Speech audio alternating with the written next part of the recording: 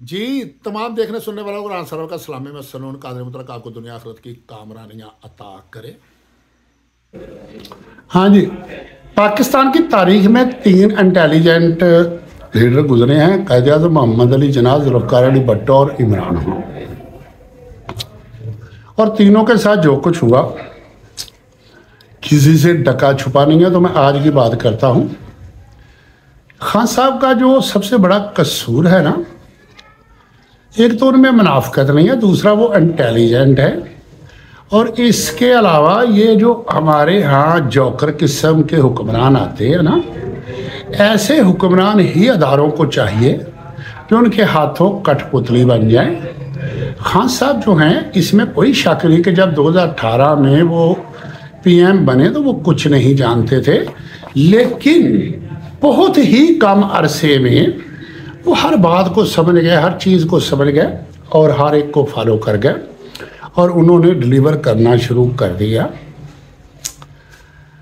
तो एक और बात मैं दूसरी करना चाहता हूं कि कुछ ऐसे हैं जो पीटीआई के एंटी हैं, एंकर और व्लॉगर।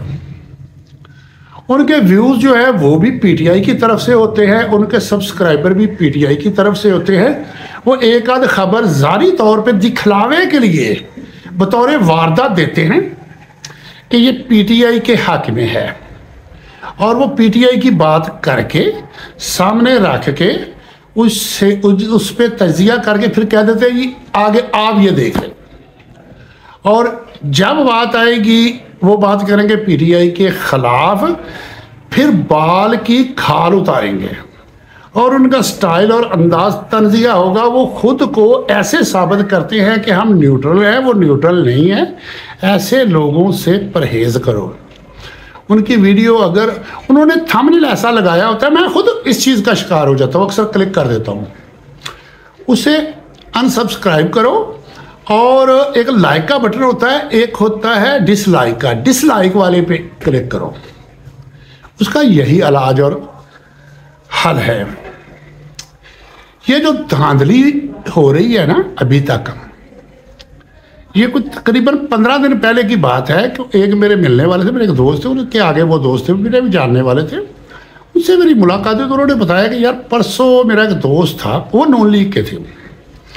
उसने कहा कि रात के वक्त वो मेरे घर आया, मुझे कहना कि जल्दी जल्दी आ यार, काम जाना है, मुझे बताया नहीं। उन्होंने कहा वो हमें ले गए और हम हसास इलाके में चले गए, कैंट एरिया में। और वहाँ उन्होंने कहा कि जिस जगह पे वो लेके गए वहाँ मुख्तलिफ खाने पीने की अशिया, हर किस्म के लवाजमात थे।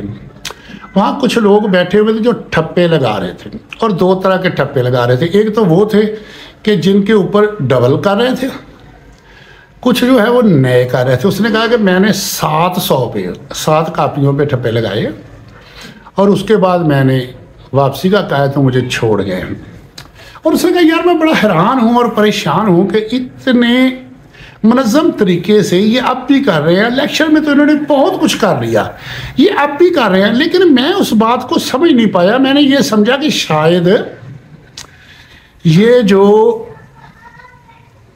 इलेक्शन वाले दिन 8 तारीख को 9 को जो इन्होंने फार्म 47 में धांधली की है ना, उसको ये काउंटिंग को बराबर करने के लिए कर रहे हैं। तो कल जब N81 का सबसे पहले उस दफ्तर के अंदर के बाहर सबसे पहले मुझे पता चला कि मेरे एक बहुत क्लोज थे जो वहाँ मौजूद थे, और मुझे उनसे काम था। मैं अपने बेटे को कहा, वो बार बार उसको कॉलें कर रहे थे, वो कॉल नहीं उठा रहा था। वो 10, 12, 14 दफ़ा पूरे दिन में कॉलें की।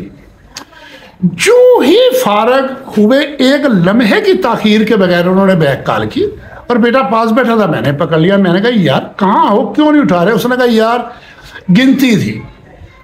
उसने कहा कि अभी फारग हुआ हूँ, 1 मिनट पूरा नहीं हुआ और आपको मैंने कॉल कर दिया। मैंने कहा क्या हुआ है? उसने कहा कि रानी बिलाल एजाज को हरा दिया गया है और मदर क़य्यूम नारे को जिता दिया गया। तो उसी वक्त मैंने वीडियो बनाई और अपलोड कर दी, और मैंने उससे एक सवाल किया। मैंने कहा कि यार एक मैंने वीडियो बनाई थी इलेक्शन के फौरी बाद, मुझे अदारों से पता चला था कि 20 सीटें मजीद छीननी हैं, उसके बारे में आगे से हंस दिया। उसने कहा ये आगाज है, आज पहला है, और इसी तरह से अब चलते चलते सारा कुछ होता जाएगा।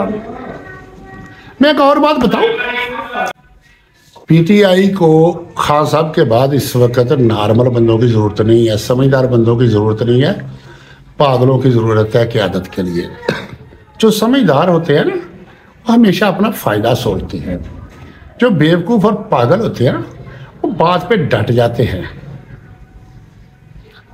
मैं आवाम का नुमाइंदा हूँ, मैं आवाम को जानता हूँ, आवाम की सोच से वाकिफ़ हूँ। 1977 से लेके मैं खुद आंखों से सारा कुछ देख रहा हूँ और उससे पहले का पढ़ा और सुना हुआ है, लेकिन 77 से भी बात करें और मैंने दर्जनों एजिटेशन देखे हैं, बड़े बड़े देखे हैं। ये बेनज़ीर ने भी किए हैं, नवाज शरीफ ने बेनज़ीर के ख़िलाफ़ भी किए हैं, मुशर्रफ के ख़िलाफ़ भी हुए हैं और मुतअद्दिद हुकूमतों के ख़िलाफ़ भी हुए हैं और इमरान खान के ख़िलाफ़ भी हुए हैं। तो जब पुलिस तशद्दुद करती है तो ये आगे से पथराव करते हैं, ये भी आगे से मज़ामत करते हैं। और ये पहला मौका है कि वर्करों को ये कह दिया गया है कि अगर आप लोगों ने ऐसा किया तो 9 मई दोहरा दिया जाएगा। 9 मई नहीं दोहराया जा सकता, एक मेरी बात ज़हन में रखना, ये नुस्खा एक दफ़ा ही काम आता है। और आप लोगों को 9 मई से ये सबक सीखना चाहिए था कि जो उन्होंने हाथ हमारे साथ करनी थी, जो फ्रॉड हमारे साथ करना था वो कर लिया। अब हमें आगे से खड़े होके भरपूर एहतजाज करना चाहिए। जब वर्करों से कहोगे कि निकलो और मार खाने के लिए निकलो, तो मार खाने के लिए कोई भी नहीं निकलता। एक और बात मैं करने लगा हूँ कि अगर कोई लीडर थोड़ी सी हिम्मत और बहादुरी और जुर्रत दिखाता है और छोटी सी उससे मिस्टेक हो जाती है तो सारे उसके पीछे पड़ जाते हैं।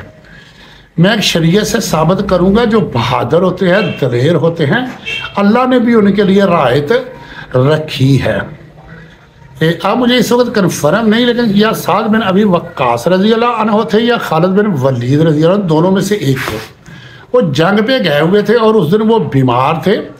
उन्होंने एक वो मचान सी जो लकड़ियों के ऊपर ऊंची करके बांधी जाती है, उसके ऊपर बैठ के उन्होंने तैयारी की हुई थी जंग की। उन्हें खबर मिलती है किसी एक सहाबी ने शराब पी है, उसे पकड़ के लाके पेश किया जाता है। जब वो देखते हैं तो उसे कहते हैं कि इसे ले जाके जंजीरों में बांध दो, जंग के बाद इसका फैसला करेंगे। जंग शुरू हो जाती है और जंग में मुसलमानों के कदम उखड़ना शुरू हो जाते हैं। जब कदम उखड़ना शुरू होते हैं तो वो जो कैद किए हुए थे ना, पीछे तो खैमों में औरतें थी, उन्होंने औरतों से कहा कि मुझे खोल दो, मुझसे बर्दाश्त नहीं हो रही, ये मुसलमानों के पांव उखड़ रहे हैं, इनको शिकस्त ना हो जाए। उन्होंने कहा कि आप मुल्ज़म हो, हम आपको कैसे खोल दें? तो उसने कहा कि मैं आपसे वादा करता हूँ मुझे खोल दो, अगर मैं जिंदा बच गया तो वापस आ जाऊँगा, मुझे फिर बांध देना, अगर मैं शहीद हो गया फिर मेरा और अल्लाह का मामला। औरतों ने उसे खोल दिया।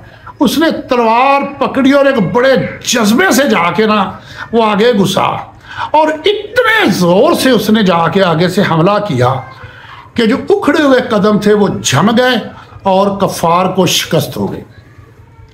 जब शिकस्त हो गई तो सारे माले गनीमत जमा करने लग गए। वो वापस आए और औरतों से कहा कि मुझे बांध दो।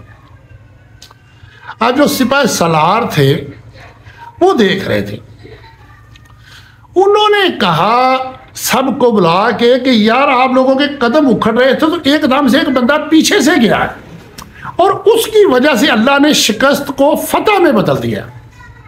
वो कौन है? लाओ मेरे पेश करो। अब उन सब में था ही नहीं, वो डंडोरा पिटवा दिया गया कि ढूंढ के लाओ। तो औरतों ने बताया कि वो ये बंदा था। उसे लेके आते हैं अमीर लश्कर के पास। वो पूछते हैं कि आपने ऐसा क्यों किया? उसने कहा कि मैं मुसलमान हूं, मेरा ईमान गवारा नहीं कर रहा था कि मुसलमानों को शिकस्त दो, इससे बेहतर मैं अपनी जान दे दूं, और मैं चला गया। उस पर उन्होंने हद जारी नहीं की। उन्होंने कहा कि जो इतना बहादुर हो ना, जिसने इतनी बहादुरी दिखाई है, इसका मामला हम अल्लाह पे छोड़ते हैं। जिस अल्लाह ने इस बंदे के जरिए हमें फतह दिलवाई है ना, ये मामला हम इस पे छोड़ते हैं। अल्लाह ताला फरमाते हैं कि मुझे बहादुर मोमन पसंद है बनिस्बत बुज़दिल मोमिन के जो बहुत ही मुत्की और परहेजगार है, अल्लाह उसके थोड़े अमल पे भी राज़ी हो जाता है। जो बहादुर हो और या सखावत करने हो या बहुत ज़्यादा सखावत कर रहा हो, उसके बहुत थोड़े माल क्यों ना अल्लाह राज़ी हो जाता है। जो दलेर और बहादुर हो, अल्लाह के अहकाम के लिए वो बड़ा मजबूत और मुसम्मम इरादा रखता हो, अल्लाह उसके थोड़े से माल पे भी राज़ी हो जाते हैं, उसकी बहुत सारी ख़ताएँ माफ़ कर देते हैं। दूसरी बात मैं ये करने लगा हूँ, बाद लोग समझते हैं और वर्करों को बताया गया कि जुल्म का बदला वोट से और इलेक्शन के बाद वर्करों की जिम्मेदारी ख़त्म होगी। लेकिन उनको अगर खान साहब होते तो वो बताते जिम्मेदारी तो 8 फरवरी को शुरू हुई है, उससे पहले तो जिम्मेदारी नहीं थी। असल काम तो बाद में शुरू हुआ है और बाद में हिम्मत और जुर्रत दिखाने की ज़रूरत है। मैं एक बात करता हूँ कि अगर कोई हमारा माल लूटना आ जाए तो हम तान मन धन लगा देते हैं और अवाम हज़ारों लोगों के वोट जब हमसे छीने जा रहे हो तो तब हमें क्या हो जाता है। उस वक़्त हमारी गैरत कहाँ चली जाती है। उस वक़्त भी हमें कुछ ना कुछ करना चाहिए। एक और बात है कि पेशावर के जस्टिस साहबान ने जो फैसला दिया है, उन्होंने अपनी इज्जत बचाई है। वो फैसला देते हैं और पूरा मीडिया उन पर चढ़ दौड़ता है, पूरे अदारे उन पर चढ़ दौड़ते हैं और उनके फैसले की तजलील काजी फायज ईसा साहब कर देते हैं। तो उन्होंने कह दिया कि ये काम हमारा नहीं है, सुप्रीम कोर्ट का। उन्होंने वो खिलाफ नहीं दिया, उन्होंने यही कहा है ना कि सुप्रीम कोर्ट इसका फैसला करे और सुप्रीम कोर्ट से ये सीटें नहीं मिलनी। ये भी मैं आपको बता देता हूँ। सबसे बड़ी गलती है कि हमें कोई और पार्टी ज्वाइन नहीं करनी चाहिए थी, पीटीआई के नाम पे फाइट करनी चाहिए थी।